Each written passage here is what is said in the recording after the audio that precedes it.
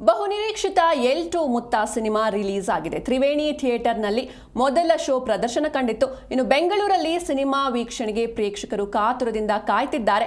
ರಾಯಣ್ಣ ಪ್ರತಿಮೆಗೆ ಚಿತ್ರತಂಡದಿಂದ ಮಾಲೆಯನ್ನು ಅರ್ಪಿಸಿದ್ದಾರೆ. ಎಲ್2 ಮುತ್ತ ಸಿನಿಮಾ ತಂಡದಿಂದ ಈ ಮಾಲಾರ್ಪಣೆ ಆಗಿರುವಂಥದ್ದು. ಇನ್ನು ಮೆಜೆಸ್ಟಿಕ್ ಬಳಿ ಇರುವ ಸಂಗೊಳ್ಳಿ ರಾಯಣ್ಣ ಪ್ರತಿಮೆಗೆ ಹಾರ ಹಾಕಿ ಗೌರವವನ್ನು ಸಲ್ಲಿಸಿದ್ದಾರೆ. ಇನ್ನು ಎಲ್2 ಮುತ್ತ ಸಿನಿಮಾ ಮೂಲಕ ಯುವ ಪ್ರತಿಭೆ ರಾ ಸೂರ್ಯ ನಿರ್ದೇಶಕರಾಗಿ ಮೊದಲ ಹೆಜ್ಜೆಯನ್ನ ಇಟ್ಟಿದ್ದಾರೆ. ಕಿರುಚಿತ್ರ ನಿರ್ದೇಶನದ ಅನುಭವ ಇಟ್ಟುಕೊಂಡು ಚಿತ್ರಕ್ಕೆ ಆಕ್ಷನ್ ಕಟ್ ಹೇಳಿದ್ದಾರೆ ರಾ ಸೂರ್ಯ ಅವರು. ಇನ್ನು ವೈದ್ಯಕೀಯ ಹಿನ್ನೆಲೆಯುಳ್ಳ ಸೂರ್ಯ ಅವರಿಗೆ ಸಿನಿಮಾ ಮೇಲಿನ ಸೆಳೆತವೇ ಸಿನಿಮಾ ನಿರ್ದೇಶನಕ್ಕೆ ಕಾರಣವಾಗಿದೆ. ಎಲ್2 ಮುತ್ತ ಸಿನಿಮಾ ಮೂಲಕ ಯುವ ನಟ ಶೌರ್ಯ ಪ್ರತಾಪ್ ನಾಯಕನಾಗಿ ಮೊದಲ ಹೆಜ್ಜೆ ಇಟ್ಟಿದ್ದಾರೆ. ಇನ್ನು ಸಿನಿಮಾ ಅದೃಷ್ಟ ಪರೀಕ್ಷೆಗೆ ಇಳಿದಿದ್ದಾರೆ ನಟ ಶೌರ್ಯ ಪ್ರತಾಪ್.